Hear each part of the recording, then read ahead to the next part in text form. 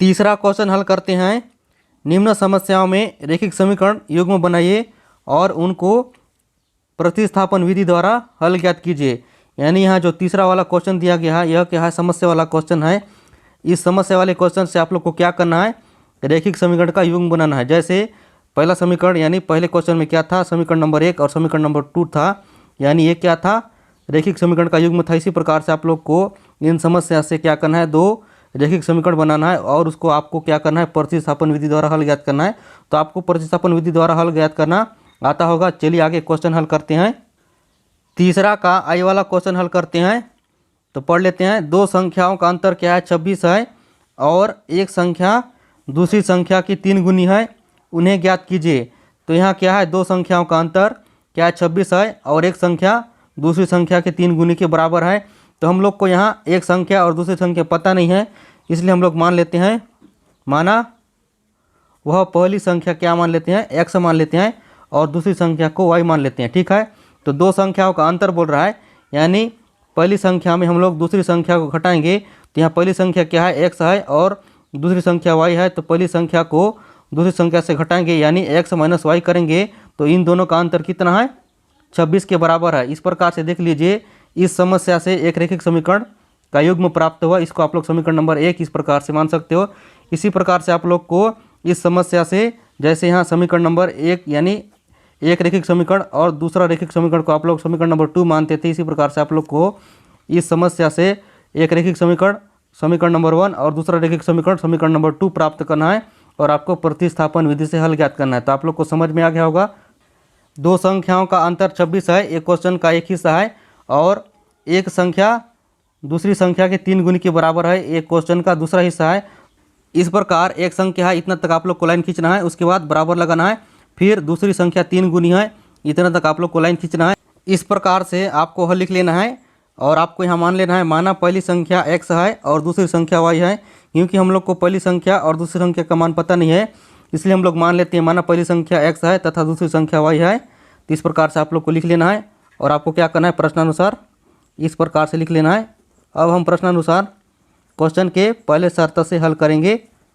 इस प्रकार से लिख लीजिए, प्रश्नानुसार फर्स्ट शर्त से। क्वेश्चन का पहला शर्त क्या है, दो संख्याओं का अंतर 26 है। तो हम लोग पहली संख्या क्या माने हैं, दो संख्याओं के अंतर मतलब पहली संख्या में आप लोग दूसरी संख्या को घटा दो, यानी पहली संख्या x है तो आप लोग दूसरी संख्या y से घटा दो, तो क्या हो जाएगा, दो संख्याओं का अंतर हो जाएगा। और ये दो संख्याओं का अंतर किसके बराबर है, 26 के बराबर है। इस प्रकार से देख लीजिए, एक क्वेश्चन का पहला शर्त रैखिक समीकरण के युग्म के रूप में व्यक्त हो गया। इसी को हम लोग समीकरण नंबर 1 मानते हैं। अब आपको क्या करना है, फिर से प्रश्नानुसार हल करना है, पुनः प्रश्नानुसार क्वेश्चन के सेकंड शर्त से। इस प्रकार से आप लोग को लिख लेना है। क्वेश्चन का सेकंड शर्त क्या है, एक संख्या किसके बराबर है, दूसरी संख्या के 3 गुनी के बराबर है। तो हम लोग पहली संख्या क्या माने हैं, x माने हैं, इसलिए आप लोग x लिख लीजिए। एक संख्या के बाद बराबर है तो आप लोग बराबर लिख लीजिए।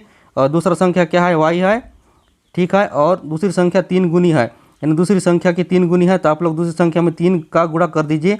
इस प्रकार से क्वेश्चन का सेकंड शर्त भी रैखिक समीकरण के युग्म के रूप में व्यक्त हो जाएगा। इस प्रकार से हम लोग को x बराबर क्या मिलेगा, 3y मिलेगा। और आप लोग इसको समीकरण नंबर 2 इस प्रकार से मान सकते हो। अब आपको यहाँ देखना है x बराबर क्या है, 3y है। तो आप लोग यहाँ x के मान को समीकरण नंबर 1 में रख सकते हो, यानी हम लोग प्रतिस्थापन विधि से हल कर रहे हैं। तो आप लोग समीकरण नंबर 2 को समीकरण नंबर 1 में रख सकते हो, यानी यहाँ x का मान क्या है, 3y है। तो इस x के मान को आप लोग समीकरण नंबर 1 में रख दोगे तो आपका यह क्वेश्चन हल हो जाएगा। इस प्रकार से लिख सकते हो, x के मान को समीकरण नंबर 1 में रखने पर इस प्रकार से लिख लीजिए।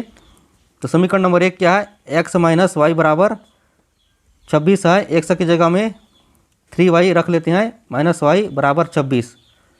इस प्रकार से आगे क्या होगा, 3y में माइनस वाई घटाएंगे तो क्या बचेगा, 2y बचेगा बराबर 26। अब 2 एकम 2, 2 एकम 2 और 2 तिया 6। इस प्रकार से हम लोग को y बराबर क्या मिला, 13 मिला। इस प्रकार हमको y बराबर कितना मिला, 13 मिला। इस y के मान को आप लोग कहाँ रख लीजिए, समीकरण नंबर 2 में रखोगे तो आप लोग को यहाँ से x का मान मिलेगा। तो यहाँ लिख लीजिए, y के मान को समीकरण नंबर 2 में रखने पर। इस प्रकार से लिख लीजिए। समीकरण नंबर 2 क्या है, x बराबर 3y है। तो इस प्रकार आप लोग को यहाँ से x का मान मिलेगा 3 और y की जगह में y का मान रख लीजिए। y कितना आया था, 13 आया था। तो इस प्रकार आप लोग को x का मान मिल जाएगा। और 13 का 13, 13 दूनी 24, 13 तिया 39। इस प्रकार से हम लोग को यहाँ से x बराबर क्या मिला, 39 मिला। यानी हम लोग को पहली संख्या कितना मिला, 39, और दूसरी संख्या हम लोग को कितना मिला, y बराबर 13। अब हम लोग जांच करके देखते हैं। हमारा जो आंसर आया है x बराबर 39, यानी पहली संख्या 39 आया था और दूसरी संख्या क्या आया था, 13 आया था। ये आंसर आया है, जो सही भी है कि नहीं है चलिए जांच करके देखते हैं।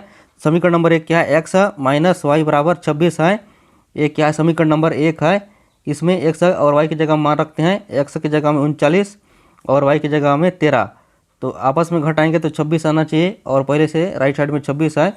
39 में 13 घटाएंगे तो हम लोग को 26 मिलेगा लेफ्ट साइड में, और राइट साइड में पहले से 26 कर देख लीजिए। Left hand side equal to right hand side, यानी दोनों साइड 26 26 आ रहा है। इस प्रकार से हमारा जो आंसर आया है, पहली संख्या 39 और दूसरी संख्या 13, हमारा आंसर आया है क्या है, सही है। ठीक है, और दूसरे समीकरण में भी रख के देखते हैं। दूसरा समीकरण क्या है, x बराबर 3y, यानी पहली संख्या x बराबर 39 है, जो कि पहली संख्या दूसरी संख्या के 3 गुने के बराबर है। तो यहाँ देख लीजिए 39 ज़्यादा हो गया और 13 छोटा हो गया, यानी पहली संख्या 39 है जो 13 से कितने के बराबर है, 3 गुने के बराबर है। यानी इधर भी 39 हो जाएगा और इधर भी 39 हो जाएगा, 13 13